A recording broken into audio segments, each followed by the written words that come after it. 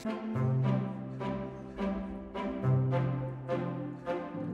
good morning my dear friends and students. I am Sadna and all of you enjoying mathematics and science with me. 8th standard चा आपण third lesson start केलेला आहे. First आणि second lesson already clear झालेला आहे. आपण 8th स्टँडर्डचा force आणि pressure हा लेसन समजून घेत आहोत. याच्या अगोदर आपण balance force, unbalance force, contact force, non contact force detail मध्ये समजून घेतला आहे. याच्यामध्ये तुमच्या टेक्स्टबुक मध्ये पेज नंबर 14 वरती अजून एक फोर्सचा उल्लेख आलेला आहे की ज्याचं नाव आहे frictional force. Frictional force it is electromagnetic in origin. तुमच्या पुस्तकामध्ये पेज नंबर 14 वरती अशा पद्धतीने फ्रिक्शनल फोर्स विषयी खूप इन्फॉर्मेशन दिलेली आहे.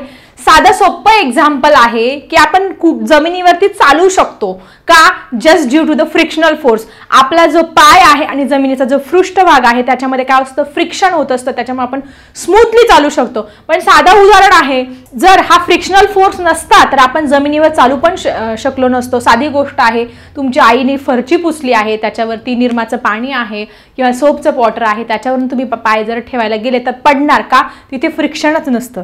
किंवा केळीचं साल आहे, केळीच्या सालावरती चुकून पाय पडला, तिथे फ्रिक्शन नसल्यामुळे तुम्ही केळीच्या सालावरून लगेच पडत असतात. किंवा चिखलावरून तुम्ही चाललाय, चिखलावरून कधी कधी गाडी स्लिप होते, कारण की टायर आणि तो चिखल यांच्यामध्ये काय नसतं, फ्रिक्शन नसतं, त्याच्यामुळे तो गाडी स्लिप होत असते किंवा आपण पण पडू शकतो. सो अशा पद्धतीने friction is most important in our daily life to do the daily activities. म्हणजे आपल्या वेगवेगळ्या ॲक्टिव्हिटीज करण्यासाठी काय लागत असतं, ह्या फ्रिक्शनची खूप गरज असते. So most important example which is given in your textbook की समजा एक टेबल आहे, या टेबलवरती आपण एक प्लास्टिकचा बॉल ठेवलेला आहे आणि त्याला जस्ट थोडंसं लिटल मूव्ह केलं, तो काय होणार, थोड्या वेळाने जाणार, पुढे जाणार आणि थोड्या वेळाने काय करणार, एक तर तो सपाट पृष्ठभाग असेल तो खाली पडेल किंवा परत एकदा एखाद्या ठिकाणी जाऊन स्टॉप होईल. का स्टॉप होणार आहे तो ball, because of the friction. हा जो बॉल आहे याचा पृष्ठभाग आणि हा टेबलाचा पृष्ठभाग याच्यामध्ये घर्षण होतं, त्याच्यामुळे काय होत असतं, तो थोड्या अंतराने थांबत असतो. किंवा आपली कार आहे, समजा हा रोड आहे आणि ह्या रोडवरती काय होते, आपली ही कार आहे, ही कार काय होती आहे, मूव्ह करते आहे. समजा ही कार आहे, आता ड्रॉइंग काही माझी एवढी छान नाही पण तरी समजून घ्या की ही जी कार आहे ही कार मूव्ह करते. ज्यावेळेस आपण ब्रेक अप्लाय करतो त्यावेळेस हे जे गाडीचे जे चाकं असतात आणि हा जो रोड असतो, ह्या रोडचा पृष्ठभाग यांच्यामध्ये काय होतं, फ्रिक्शन होतं, त्याच्यामुळे ती थोडी मूव्ह करते, थोडी पुढे मूव्ह करते आणि थोड्या वेळाने जाऊन थांबत असते, just due to the friction. म्हणजे याच्यामध्ये फ्रिक्शन असणं खूप गरजेचं आहे. फ्रिक्शनमुळे ती गाडी काय होत असते, थोड्या कालावधीने. किंवा सायकल आहे, सायकलचे ब्रेक दाबल्यानंतर थोडी सायकल मूव्ह होते आणि नंतर काय होत असते, थांबत असते. So all these things are due to the frictional force which is very important. So आता हा फ्रिक्शनल फोर्स कशानुसार अप्लाय होत असतो on any object, due to the Newton's first law of motion. तुम्हा सगळ्यांना Newton's first law of motion चांगल्या प्रकारे माहिती असेल तर काय आहे हा न्यूटनचा फर्स्ट लॉ, छानपैकी जाणून घेऊया. साधा सोपा न्यूटनचा फर्स्ट लॉ आहे, एखादा ऑब्जेक्ट आहे, हा एखादा दगड आहे, या दगडावरती आपण कुठलाही फोर्स लावला नाही, तो वर्षानुवर्ष हा दगड इथेच पडणार आहे. तो स्टेशनरी असेल तर स्टेशनरीच राहणार आहे. If there is no force applied on any stationary object, it remains stationary. Okay, if any object is moving, समजा ही कार आहे 50 किलोमीटर पर आवरच्या स्पीडने जातीये, तर ती तेवढ्याच स्पीडने पुढे जात राहणार जोपर्यंत आपण त्याच्यामध्ये काही चेंज करत नाही, जोपर्यंत आपण त्याचा स्पीड कमी जास्त करत नाही, तर ती कंटिन्यू 50च्या स्पीडने पुढे जाणार. हा आहे जोपर्यंत आपण त्याच्यावरती फोर्स लावणार नाही. ज्यावेळेस आपण त्याच्यावरती फोर्स लावला तर आपण ती 100च्या स्पीडने पण चालू शकतो, 180च्या स्पीडने पण चालू शकतो. तसं हा जो दगड आहे, हा दगड वर्षानुवर्ष तिथेच पडेल राहील, त्याच्यावरती काहीच परिणाम होणार नाही स्टेशनरी. किंवा हा माझा मार्कर आहे, हा मार्कर हातामध्ये असा ठेवला किती दिवस, 2 महिने 3 महिने असंच, पण ज्यावेळेस मी त्याच्यावरती फोर्स लावणार, फळ्यावरती काहीतरी लिहिणार तरच होणार आहे ना. सो हा आहे साधा सोपा न्यूटनचा फर्स्ट लॉ की एखादा जो ऑब्जेक्ट आहे तो स्टेशनरी असेल, त्याच्यावरती कुठलाही फोर्स लावला नाही तर तो स्टेशनरी असेल तर स्टेशनरीच राहतो, आणि मोशन मध्ये असेल तर तो त्याच मोशनने मूव्ह करत राहत असतो. So this is very simple, Newton's first law of motion. So what is law, सगळ्यांनी लिहून घ्या, महत्वाचा आहे. So what is the Newton's first law of motion, if there is no force acting on any stationary object, it remains stationary only. If any object is moving with the same speed, it move with the same speed and with the same direction if no force is acting on that body. So हा न्यूटनचा first law हा एक्झामसाठी खूप important आहे. हा law तुम्ही तुमच्या नोटबुकमध्ये note down करा. सो अशा पद्धतीने फ्रिक्शनल फोर्स काय आहे, न्यूटनचा फर्स्ट लॉ काय आहे, आय थिंक तुम्हाला इथे क्लिअर झालं असेल. सो स्टुडंट, तुमच्या पुस्तकामध्ये पेज नंबर 16 वरती हे काही मोस्ट इम्पॉर्टंट पॉईंट दिले आहे फोर्स विषयी, ते समजून घेऊया. तर फर्स्ट पॉईंट आहे, if several forces are applied on object in a same direction and force equal to the addition of its. साधं सोपं, एखाद्या वस्तूवर एकाच दिशेने काय केलं आपण, बल लावलं, तर त्याच्या बेरजेइतकं एकूण बल आपण त्याच्यावरती लावतो. साधं सोपं एक्झाम्पल आहे, एक गाडी आहे. ही तुमची काय आहे, गाडी आहे. माझं ड्रॉइंग काय एवढं छान नाहीये, तरी पण मी ड्रॉ करण्याचा प्रयत्न करते. ही काय आहे तुमची, अशा पद्धतीने ही गाडी आहे. ही गाडी बंद पडली आहे आणि मग बंद पडल्यानंतर एका माणसाची तुम्ही हेल्प मागितली, तो मागून ढकलण्याचा प्रयत्न करतोय पण ती ढकलली जात नाही. मग तिथे काय झालं, तुम्ही एक ऐवजी काय झाले, 5 पीपल्स काय आले, एकत्र आले आणि ह्या 5 पीपल्सनी मिळून त्या गाडीला काय करती, त्या गाडीवरती फोर्स लावला, ती गाडी ढकलली. मग ह्या गाडीवरती एकूण किती फोर्स लावला गेला, तर त्या 5 लोकांनी जेवढं बल लावलं त्यांची बेरीज म्हणजे त्या गाडीवरती आपण प्रयुक्त केलेलं काय झालं, बल झालं. त्यांची ऍडिशन, ह्या 5 लोकांनी जेवढा फोर्स लावला त्यांची ऍडिशन म्हणजे ह्या गाडीवर लावलेला फोर्स. सो हा फर्स्ट इम्पॉर्टंट पॉईंट तुम्हाला इथे दिलेला आहे. So student, let's see the next point. So student, second point दिला आहे, if 2 forces are applied on an object in a direction opposite to each other. म्हणजे इकडनं हा एक फोर्स लावत आहे, हा एक व्यक्ती आहे, हा इकडनं एक फोर्स लावतो आहे आणि इकडनं पण एक सारखे फोर्स दोन्ही पण बाजूनी लावले जात आहे. सो मग त्यांचा मधला डिफरन्स जो असणार आहे तो त्या म्हणजे हा फोर्स लावेल त्यांच्यामधला जो फरक आहे तो असणार आहे त्याच्यावरती एकूण कार्य करणारं बल असणार आहे. म्हणजे दोन्ही दिशांनी सारखाच, हा पण सारखाच फोर्स लावत आहे, हा पण इकडनं सारखाच फोर्स लावणार आहे. मग याच्यावरती एकूण किती फोर्स लावला गेला, एकूण किती बल लावला गेला, तर त्या दोघांचा जो फरक येईल त्या फरका एवढं बल काय असणार आहे त्या याच्यावरती लावलं जाणार आहे त्या ऑब्जेक्टवरती. So student, third most important point, force is expressed in magnitude as well as direction. That's why force is a vector quantity. Force काय आहे तुमची, वेक्टर क्वांटिटी आहे. एक्झाम मध्ये हा प्रश्न 100% विचारला जात असतो की फोर्स कुठली क्वांटिटी आहे, वेक्टर क्वांटिटी म्हणजे काय, जी एक्सप्रेस करण्यासाठी मॅग्निट्यूडची पण गरज असते. It requires magnitude as well as direction. जी शो करण्यासाठी मॅग्निट्यूडची पण गरज असते आणि डायरेक्शनची सुद्धा गरज असते.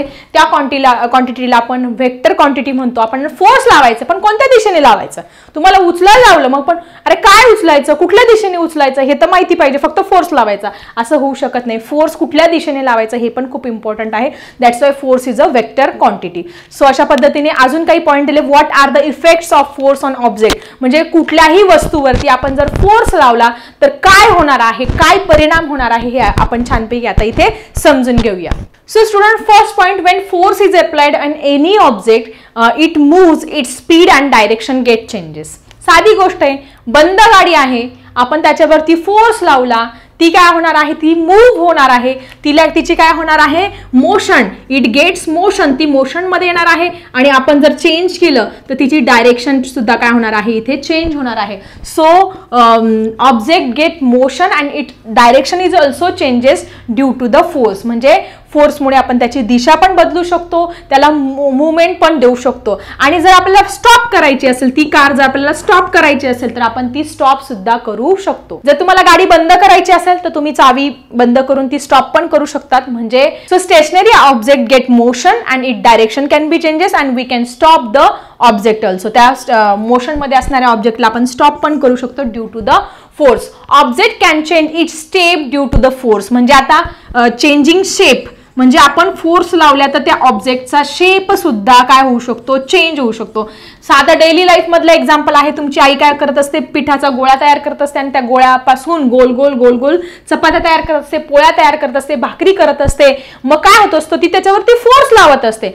फोर्स लावल्यामुळे काय होत असतो, त्या पिठाचा आकारच चेंज होत असतो. किंवा जो पॉटर आहे, मडकी बनवणारा जो व्यक्ती आहे, कुंभार आहे, कुंभार दादा असतात आपले, ते मडकी बनवतात, चूल बनवतात, मग त्या काय करतात, त्याला त्या गोळ्याला त्या चिखलाला आकार देतात. त्याच्यामुळे काय होत असतं, फोर्स, त्याच्यावरती फोर्स लावतात आणि त्या वस्तूचा आकार हा बदलत असतात, वेगवेगळ्या प्रकारच्या वस्तू तयार करत असतात.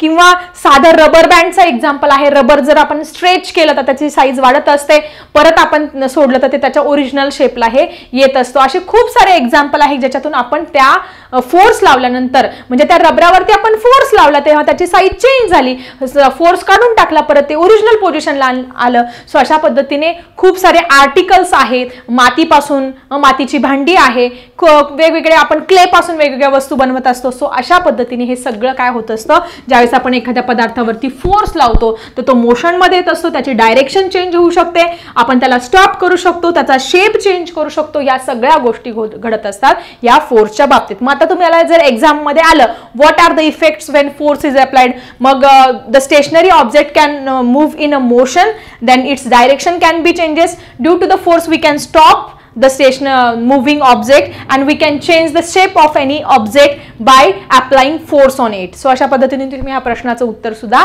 लिहू शकतात. सो स्टुडंट, तुमच्या पुस्तकामध्ये अजून एक पॉइंट आहे की ज्या पॉइंटचं नाव आहे inertia. So what is mean by inertia, खूप इम्पॉर्टंट, फिजिक्सच्या दृष्टीने खूप इम्पॉर्टंट पॉइंट आहे. ज्या विद्यार्थ्यांना इंजिनिअरिंग वगैरे करायचं असेल तर जे इंजिनिअरिंगच्या शिक्षणामध्ये तुम्हाला इनर्शिया हा शब्द सारखा सारखा ऐकायला मिळेल. सो इनर्शिया इज मराठीमध्ये काय म्हणणार, त्याला जडत्व म्हणणार आहे. साधी सिंपल कन्सेप्ट आहे. The tendency of an object to remain its state of existing, that is called as inertia. एखादी वस्तू आहे, तिला काय खूप आवडतं, तिला स्वतःच्या, समजा ती स्टेशनरी आहे, एखादा दगड आहे, तर जो दगड स्टेशनरी आहे त्याला खूप आवडतं, त्याला जिथं आहे तिथंच पडून राहायला खूप आवडतं असतं, मग त्याला त्याची पोझिशन चेंज करायला आवडत नाही. सो याला काय म्हणणार, जडत्व म्हणणार, इनर्शिया म्हणणार आहोत. किंवा एखादी गाडी आहे ती मोशन मध्ये असेल, 50च्या स्पीडने, ती 50च्या स्पीडने चालणार, त्याच्यामध्ये काही जर आपण फोर्स अप्लाय वगैरे केला नाही तर ती 50च्या स्पीडने लाईफ टाईम चालत राहणार आहे. किंवा जर गाडी बंद आपण गॅरेजमध्ये ठेवलेली आहे किंवा आपल्या गोडाऊन मध्ये ठेवली आहे, ती बंद तर वर्षानुवर्ष ती बंदच पडणार आहे. जडत्व म्हणजे एकदम आपली स्टेशनरी पोझिशन चेंज करायची नाही, काही क्रियाच करायची नाही. बघा आपल्यामध्ये पण खूप जडत्व असतं, आपल्याला खूप कंटाळा येतो अभ्यास करायचा, आपल्याला एक्झाम्पल सोडवायला नको, आपल्याला अभ्यास करायला नको, आपल्यामध्ये पण फार जडत्व आलेलं असतो. मग जे विद्यार्थी जडत्व सोडतात ते कुठेतरी आयुष्यामध्ये पुढे जातात, चांगले मार्क्स मिळवत असतात. आणि जे जडत्व सोडण्याचा प्रयत्नच करत नाही, मग ते असेच काठावरती पास होतात, त्यांना अभ्यासामध्ये कमी मार्क्स मिळतात आणि मग त्यांच्यासमोर खूप सारे प्रॉब्लेम्स निर्माण होत असतात. म्हणून आपण आपल्या डेली लाईफच्या एक्झाम्पल मधून पण शिकू शकतो की जडत्व हे आपण सोडलं पाहिजे. जडत्व म्हणजे काय, the tendency of an object to remain its existing state. Definition पण पुस्तकामध्ये दिलेली आहे. याला तुम्ही काय म्हणणार आहात, इनर्शिया म्हणणार आहात. ही डेफिनेशन तुम्ही तुमच्या नोटबुक मध्ये लिहून घ्या. सो स्टुडंट, काय होत असतं या इनर्शियामध्ये, if object is in stationary state it remains in same state, if it is in the motion it remains in the motion, if no force external force is applied on it. म्हणजे त्याच्यावरून बाहेरून कुठलाही force लावला नाही तर ती त्याचं position change करत नाही. आता तुमच्या पुस्तकामध्ये काही ऍक्टिव्हिटीज दिलेल्या आहेत पेज नंबर 16 वरती, ज्या तुम्ही बघू शकतात की पहिली जी ऍक्टिव्हिटी आहे सिंपल, तुम्ही घरी पण करू शकतात. एक पाण्याचा ग्लास घ्यायचा आहे, पाण्याने भरून घ्यायचा आहे, त्याच्यावरती एक काय करायचं, कार्डबोर्ड, अशा पद्धतीने काय करायचं आहे, एक कार्डबोर्ड ठेवायचा आहे आणि कार्डबोर्ड ठेवल्यानंतर त्याच्यावरती काय करायचं, ह्या बोर्डवरती एक 5 रुपयाचा काय करायचं, कॉइन ठेवायचा आहे.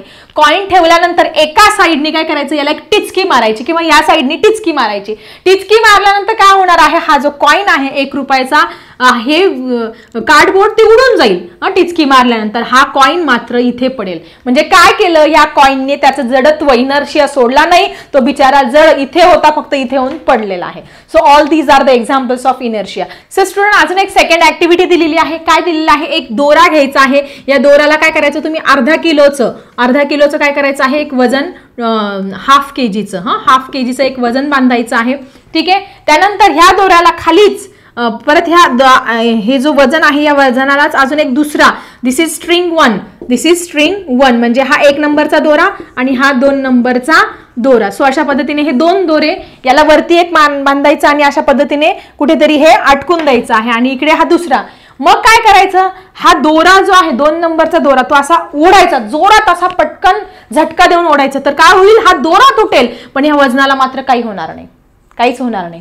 मग काय करायचं, आता परत एकदा हा दोरा बांधून बघायचा आणि हळूहळू ओढायचं.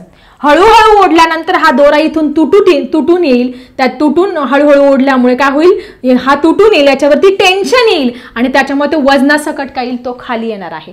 सो अशा पद्धतीने ह्या सगळ्या एक्सपेरिमेंटमधून आपल्याला इनर्शिया म्हणजे जडत्व काय आहे हे आय थिंक तुम्हाला इथे क्लिअर झालं असेल. सो आजच्या ह्या व्हिडिओमध्ये आपण इनर्शिया बघितलं, त्यानंतर फ्रिक्शनल फोर्स बघितलं आणि बऱ्याच गोष्टी क्लिअर केल्या. सो कसा वाटला आजचा व्हिडिओ जरा कमेंट बॉक्समध्ये लिहायला विसरू नका. अजून आपल्याला इनर्शियाचे वेगवेगळे टाइप्स वगैरे बघायचे आहेत, ते आपण पुढच्या व्हिडिओमध्ये बघूया. तुमचे काही शंका असेल तर नक्की कमेंट बॉक्समध्ये लिहायला विसरू नका. चला भेटूया अशाच इंटरेस्टिंग टॉपिकसह नेक्स्ट व्हिडिओमध्ये. आता मी थांबते. Bye everyone.